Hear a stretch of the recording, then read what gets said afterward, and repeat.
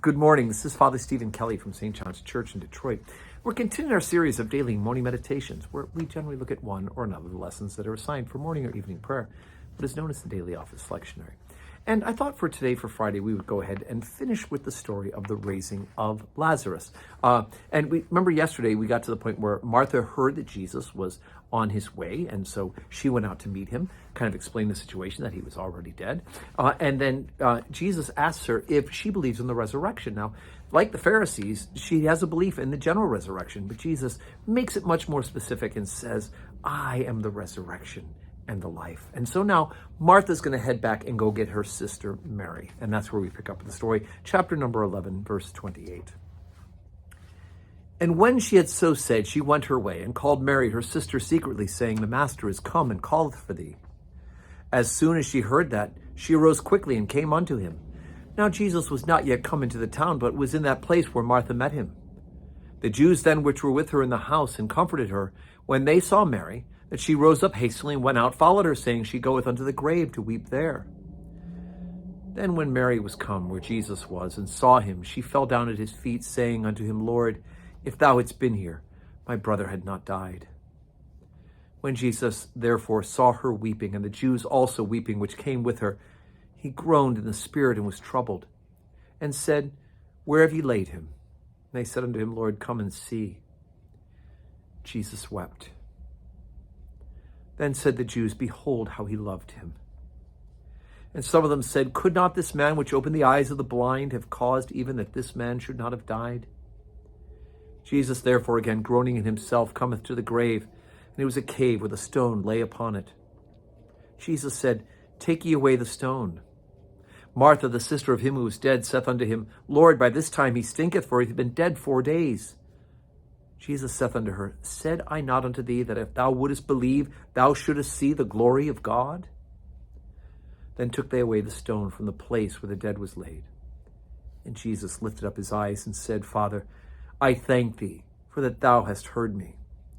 And I knew that thou hearest me always, but because of the people which stand by I said it, that they may believe that thou hast sent me. And when he had thus spoken, he cried with a loud voice, Lazarus, come forth. And he that was dead came forth, bound hand and foot with grave clothes, and his face bound about with a napkin. Jesus saith unto them, Loose him, and let him go. Wow. Okay, so where do we even begin to go with this? I mean, so much power. First of all, we got Martha, who's the wonderful practical one, right? You can't roll the stone. He's going to stink 4 days, right? Martha's always thinking the practical things, right? Remember when she and Mary was sitting and listening to Jesus, and Martha was preparing the meal, and she's like, make my sister come and help me, right? That's the same Mary and Martha. And so here's Martha with the practical one about don't bring the stone, don't roll away the stone. So again, right in character for her. But to see Mary, that her weeping and the power of her sorrow moves Jesus Christ himself to weep is a wonderful and powerful thing. And then, of course, he does the miracle of raising Lazarus from the dead. And there's certain things to think about with this, because shortly afterwards, we're going to hear the story of Jesus' own death and resurrection. So you have things like the grave clothes are still on him when Lazarus rises from the dead. His face is still wrapped with a napkin when he rises from the dead.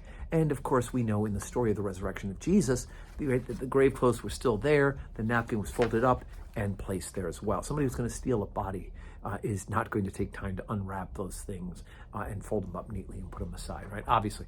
So again, one of the other proofs that Jesus was certainly risen and that the disciples hadn't stolen his body. But the power of Jesus, but just by the proclamation of Lazarus' name and the command, because he is the Son of God, has power over death. Lazarus, come out. And I love the preacher who I heard once who said, had Jesus not said Lazarus' name, if he'd have just proclaimed in that cemetery, come out, every person in that cemetery would have risen from the dead. Because that's what will happen at the end of time. The earth and the sea shall give up their dead, and we shall be united with our mortal bodies, as we say during the burial liturgy. So today is Friday, and because it's a Friday in Lent, we have 11 o'clock Holy Communion and 12 o'clock noon Stations of the Cross. I hope you will join us. And I hope that your day, your Friday, is a day full of blessings.